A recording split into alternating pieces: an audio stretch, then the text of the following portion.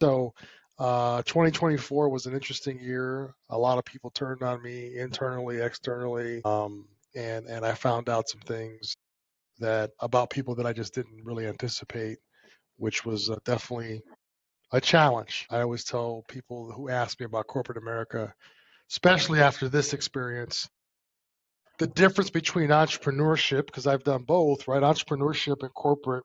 And as an entrepreneur, kind of like an athlete, you get paid to do your job.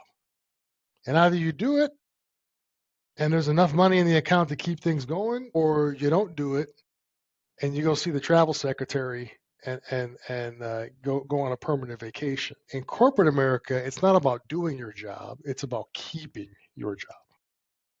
That's the game that I saw in 2024. DJ, that's a great way to say it. And that's one thing that you've always done a good job of is articulate your words, because as I think back to you when I coached with you and learned from you, and I got to tell our listeners real quick, I got to throw this little story in there.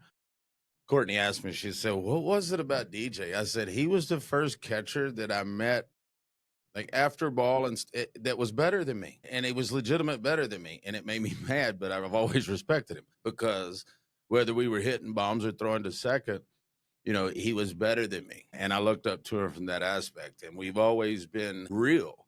And that's the thing that, like he said, it doesn't matter what's on the table or what the court says. It's DJ and his reputation and his purpose. So, DJ, that's always been that way. But how faith or shaped your family, friendships, and your circle over the past year. Tell us a little bit about that as you went through that time. Yeah, so great question. So I definitely, I think, got humbled a little bit in 2024. Not that I ever found myself being arrogant, but I think I realized, I got to tell you the story, right? So like one of my things that happened to me in insurance, it happened to me early on, and you and I were talking before the show started.